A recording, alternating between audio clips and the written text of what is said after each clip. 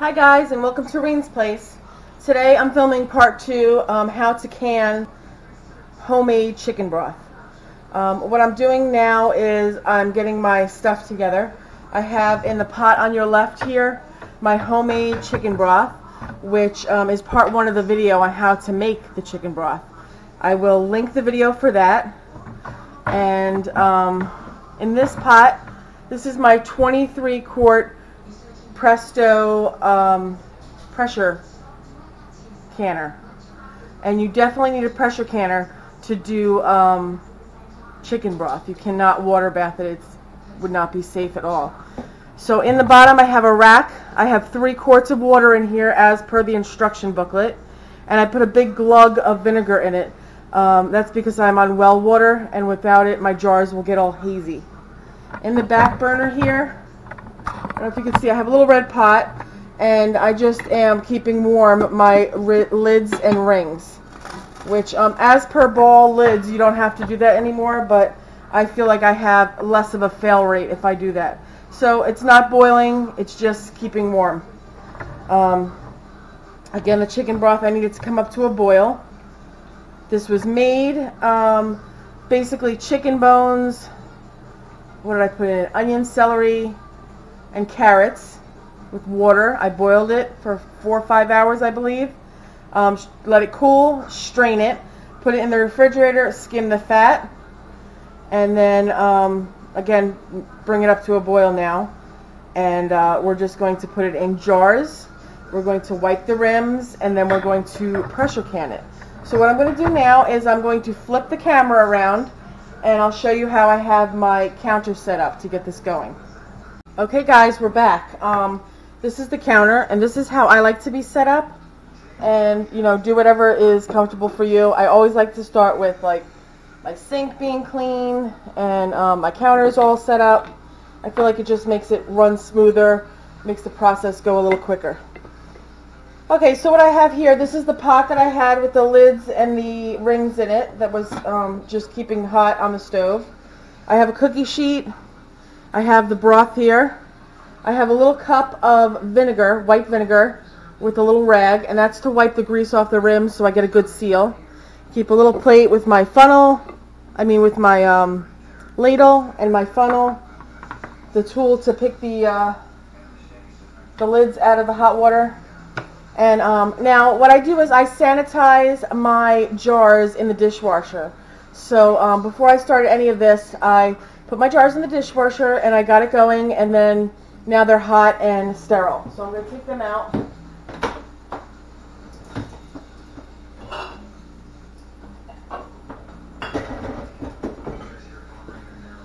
And you can do this with a pot of water on your stove. If you don't have a dishwasher, it doesn't mean you can't do this. Let me wipe the fog off my glasses. And I like to do 2 at a time, just because everything stays hot. And as I'm filling these, I'm going to put the lids on them and put them right into the pot, and then we'll go back to the pot.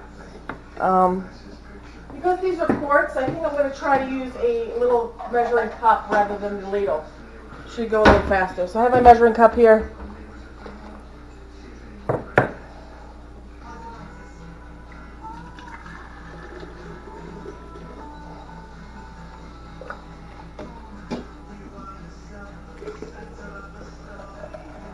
Going to fill these up.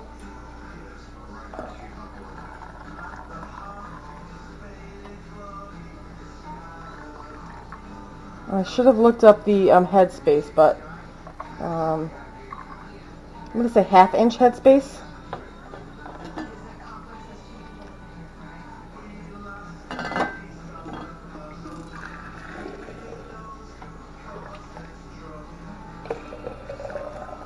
That's hot. Okay.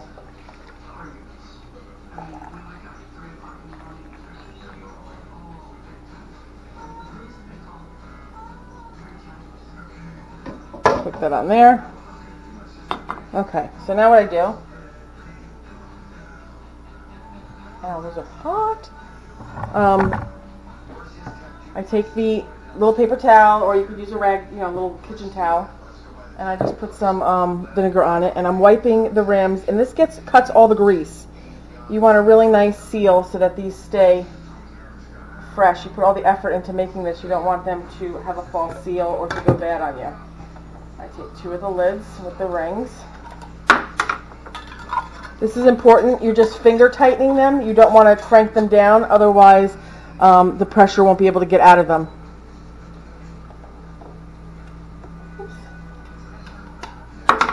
Again, make sure that all your tools are clean, that your hands are clean, that your kitchen's clean before you start. Okay, so I have these 2 done. And I'm going to stick them in the canner. I have this jar tool, which is very helpful because these jars are so hot right now. So let me put these in.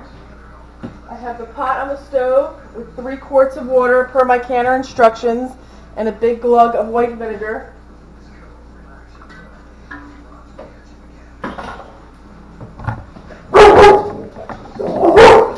Sorry about that. Aggie, we're filming. Okay, so I have, oops, sorry about that. So I have 2 in there, and I'm going to get the rest of the jars in there, and then we'll come right back. Okay, guys, I had enough to do 5 quarts, which I have in here. And now we're just going to put the lid on it, and I'll show you the next step. Let me get this going here. Okay, so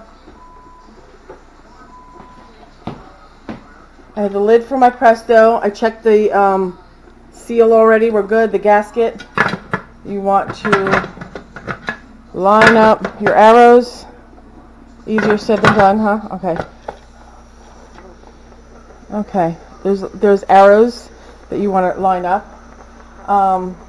Okay, so I live at in the mountains. So I can at 11 pounds of pressure. If you're going to try this for the first time, you want to read the instructions on your manufacturer's book, but you can Google your altitude, which figures out your pressure. So, you know, you put in the name of your town, the name of your, you know, what state you're in, and then altitude, and it'll tell you how many feet high you are, above sea level, below sea level, and then you use the guide to figure out what you're canning at.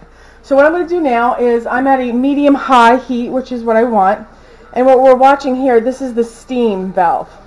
We want a steady stream of steam to come out here. Steady though, like, you know, unbroken. Like now it's steaming a little bit, but what you want to do is you want to do that. As soon as you see it's a steady stream, you're going to put your timer on for 10 minutes. That is venting all of the extra air out of your pot. And then once we do that, we're going to put the weight on. Real quick, I just wanted to let you know, excuse me girls, that I only do safe canning in my kitchen. I follow all the guidelines that the National Center for Home Food Preservation puts out, and I will put a link in the description box. I think it's so important for, you know, first-time canners or people that don't do it very often to know that canning is a science, and it's not like cooking where you can just throw this and that together. There are certain foods that you are not able to can. You just simply cannot come up with the heat. You can't get it at a high enough temperature to do it safely in your home. There's stuff that you buy at the store that people are always like, well, they sell it in a can at the store. Well, they also have machines in those factories that bring the temperature way above what you're able to achieve even in a pressure canner. So please follow guidelines, keep your family safe. And again, the recipes that, you know, people do, that my grandma did this for the last 40 years. Well, the fact that everybody in your family is still alive is a blessing, and it's, you know, it's luck, it's not fact. So please keep your family safe. If there's anything that I can help you with, if I know, I'm more than happy to help you. But again, follow the Ball Blue Book. Has a really good book out there. Keep current with the latest editions, because I guarantee you the recipes from 1950 are not current and may not be as safe as the ones today. So keep a current Ball book. Again, the National Center for Home Food Preservation is like my go-to, and I will put the link in there. And you know, just follow those guidelines and you'll be safe. So I will be back when it starts streaming steady, and I'll show you what we do then. Okay, so I don't know if you can see or not, but I have a steady stream. I don't even know how I could show you. I have a steady stream of white steam coming out. So what I'm going to do now is I'm going to start my kitchen timer for 10 minutes. I'm going to try to start my kitchen timer for 10 minutes.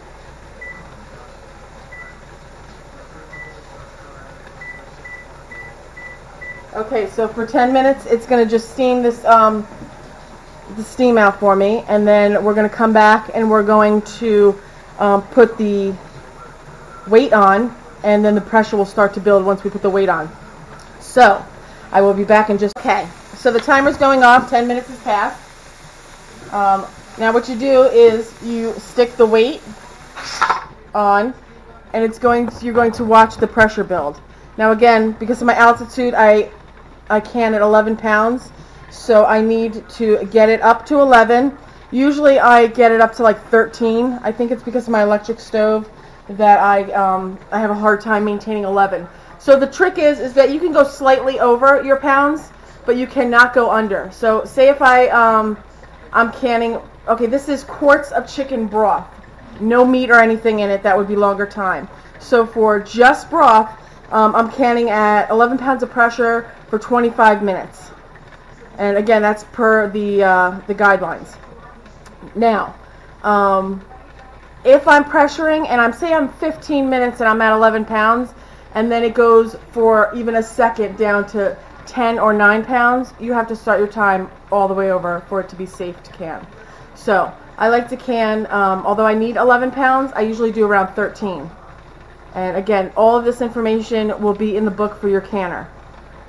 So as just from me talking here, I'm already up to like 4 pounds of pressure, and it's steadily increasing.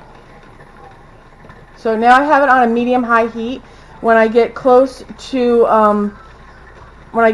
my 11 pounds, I am going to start lowering the heat so that it maintains. Again, on electric stove, you have to remember that your element stays hot longer, so you're constantly checking. Okay, so I'm still at 5. I can come back and show you when we're at pressure, and then we'll start setting the timer. Okay, so I'm back. I'm at 11 pounds of pressure, and now I'm going to start lowering my heat to maintain it so it doesn't go up to like 15. So you have to do it in small increments when you're lowering your heat, because otherwise your jars will siphon, meaning the liquid inside the jars will come out of the jars, and you'll have low jars, which is not really safe, especially with something like chicken broth. So I'm lowering the heat little by little, and again I'm about 12 pounds right now, which is good for my stove. And once you start doing this on a fairly regular basis, you're going to know what is normal for your stove, and it becomes easier to manage, and even know like exactly what temperature you need to keep your stove at. So what I'm going to do is I'm going to wait till I'm at more steady, because again I am lowering it, so I want to make sure I don't lower it past my 11 pounds.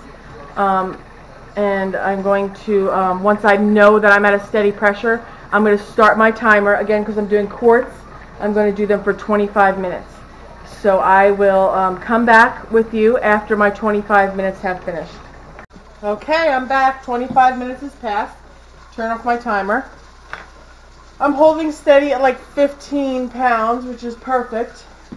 I'm turning my burner off. Okay, so what you want to now do is your pressure has to come down to 0. Being that I have an electric stove, if I leave it here, it's going to stay up, so I'm going to move it onto a cold burner. If you have a gas stove, you can just leave it on the gas stove, because yours will cool off faster. So let me just move it over.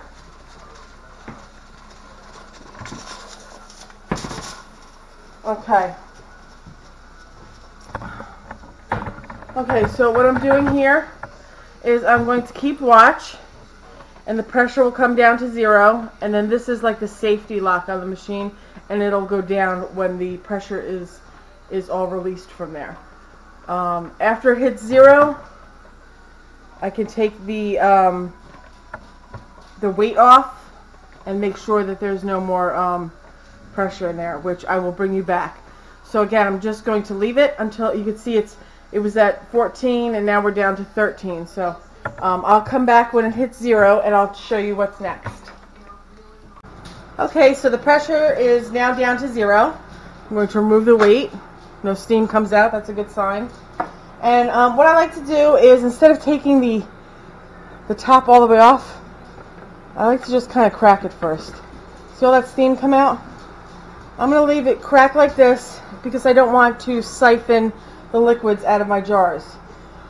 So again, I'm going to leave it like this for a little while, and then maybe after 15 or 20 minutes I'm going to take the lid off altogether, and then I'll give it another 15 minutes in the pot with the top off, and then I'm going to remove the jars. So again, I'll let it like this so some of the steam can come out, and then I'll let it sit for 10-15 minutes, and then I'm going to leave it sit with the top off for another 15 minutes, and then I'll remove the jars. So I will bring you back at that point. Okay, we're back. I left the lid askew for about 15 minutes, and then I just had them remove the top, and then I let them sit for a little while longer. And now they're coming out.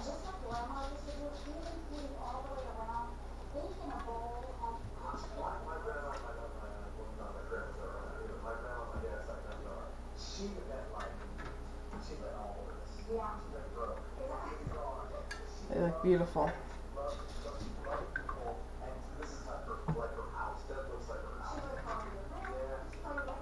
Okay, so now with anything that you can, you're going to not touch the jars for 24 hours, at which time you'll check check to see if they've sealed by whether or not they pop in the middle, but you don't want to touch them now. After 24 hours, you're going to remove your rings and wash the tops of your jars, and then that's it. You can store them. So that's how you can your homemade chicken broth. If you have any questions, please leave them in the comment section below. I'm going to link the video for how to make homemade chicken broth, and I'm also going to link the site that I use for safe canning. And I hope you guys enjoyed the video. If you haven't subscribed, please do. And if you'd like to see me maybe can something for you, let me know what that would be. Thanks again, guys.